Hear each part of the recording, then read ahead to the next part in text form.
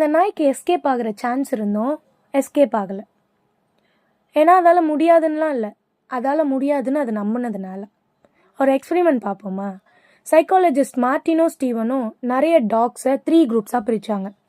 Group 1ல் இருக்க டாகை வந்து ஒரு பாக்ஸில் வச்சுருந்தாங்க. எதுவுமே நடக்கலை, கொஞ்ச நேரம் அந்த பாக்ஸில் வச்சுருந்துட்டு அனுப்பிட்டாங்க. குரூப் 2ல் அதே மாதிரி கொஞ்சம் டாக்ஸ் அந்த பாக்ஸில் வச்சாங்க. ஆனால் இந்த வாட்டி ஒரு மைல்டு எலக்ட்ரிக் ஷாக்கை கொடுத்தாங்க. ஆனாலும் அங்கே ஒரு பேனல் இருந்துச்சு.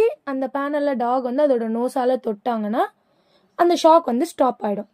இந்த டாக்ஸும் நிறைய ட்ரைஸ் பண்ணி இப்படி இந்த பேனலை தொட்டால் ஷாக் நின்றுடும் அப்படிங்கிறத கற்றுக்குச்சு, கண்ட்ரோலை கற்றுக்குச்சு. நான் ஏதாச்சும் ஒன்று பண்ணேன்னா என்னால் இதை ஸ்டாப் பண்ண முடியுங்கிறத இந்த குரூப் 2 டாக் கற்றுக்கிட்டாங்க. குரூப் 3லேயும் அதே மாதிரி கொஞ்சம் டாக்ஸை வந்து பாக்ஸில் போட்டாங்க. அதே மாதிரி எலக்ட்ரிக் ஷாக்கும் கொடுத்தாங்க. ஆனால் இந்த வாட்டி அங்கே ஒரு பேனல் கிடையாது. என்ன பண்ணாலும் அந்த ஷாக்கை வந்து ஸ்டாப் பண்ண முடியாது. ஆனால் இந்த நாய்ங்கெல்லாம் வந்து அங்கேயும் இங்கேயும் மூவ் பண்ணாங்க, ஸ்ட்ரகிள் பண்ணாங்க, நிறைய டிஃப்ரெண்ட்டான பிஹேவியரை ட்ரை பண்ணாங்க. அந்த ஷாக்கை ஸ்டாப் பண்ண முடியல. ஸோ ஒரு கட்டத்தில் இந்த டாக்ஸ் எல்லாம் வந்து ட்ரை பண்ணுறதே ஸ்டாப் பண்ணிட்டாங்க. இந்த டாக்ஸ்லாம் என்ன கற்றுக்குச்சுன்னா, என்ன பண்ணாலும் பிரயோஜனம் இல்லை, என்ன பண்ணாலும் வேஸ்ட்டு தான், நான் இந்த ஷாக்கை ஏற்றுக்கிட்டு தான் ஆகணுன்றதை கற்றுக்கிட்டாங்க. கொஞ்ச நாளுக்கு அப்புறம் இந்த எல்லா டாக்ஸையும் ஒரு பிளேஸில் கொண்டு வந்து ஒரு பாக்ஸில் வச்சாங்க.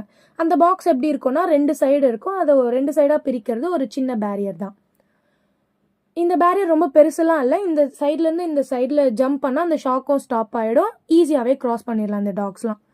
ஸோ இப்போ வந்து குரூப் 1 டாக்ஸை வந்து அந்த பாக்ஸில் வைக்கிறாங்க ஒரு சைடில், ஷாக்கும் ஸ்டார்ட் ஆகுது. இந்த குரூப் 1 டாக்ஸ் வந்து எதுவுமே கற்றுக்கல. ஸோ இதுக்கு இந்த ஷாக்லேருந்து வெளில வரணுன்னு இந்த சைட்லேருந்து அந்த சைடை வந்து ஜம்ப் பண்ணி எஸ்கேப் ஆகிடுச்சு. குரூப் 2 டாகையும் அதே மாதிரி ஒரு சைடில் வைக்கிறாங்க, ஷாக் ஸ்டார்ட் ஆகுது. ஆனால் குரூப் 2 டாக் தான் வந்து நம்ம ஏதாச்சும் பண்ணால் இதை நம்மளை ஸ்டாப் பண்ணலாம் அப்படின்னு ஒன்று கற்றுக்கிட்டு இருக்குல்ல. ஸோ அதே மாதிரி இந்த பேரியரை ஜம்ப் பண்ணிட்டு அந்த சைட் போய் எஸ்கேப் ஆகிடுச்சு. குரூப் 3க்கு போகிறாங்க. குரூப் 3 டாகையும் அதே மாதிரி ஒரு இடத்துல விடுறாங்க, ஷாக் ஸ்டார்ட் ஆகுது. இங்கே தான் ஷாக்கிங்கான பார்ட்டும் இருக்குது. இவன் தான் அந்த எஸ்கேப் வந்து ரொம்ப ஈஸி தான், இருந்தாலும் நிறைய டாக் ஜம்பே பண்ணல, சும்மா உட்காந்து இருந்தது, அந்த ஷாக்கை ஏற்றுக்கிட்டே இருந்தது. ஏன்னா அதனால் எஸ்கேப் ஆக முடியாதுன்னெலாம் இல்லை.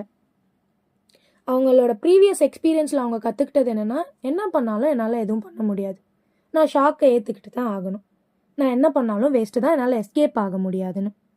இதை தான் சைக்காலஜிஸ்ட் லேர்ன்ட் ஹெல்ப்லெஸ்னஸ் சொல்லுவாங்க. நம்ம லைஃப்பில் ரிப்பீட்டடான ஃபெயிலியர்ஸ் நமக்கு என்ன கற்றுத்தரோன்னா, நம்மளோட ஆக்ஷன் வந்து டசன்ட் மேட்டர்னு. ஸோ நம்மளும் என்ன பண்ணிவிடுவோம், ட்ரை பண்ணுறதை ஸ்டாப் பண்ணிடுவோம், ஈவன் தான் அந்த சக்ஸஸ் வந்து பாசிபிளாகவே இருந்தாலும். So the gauge was in around them anymore, it was inside them. So break it.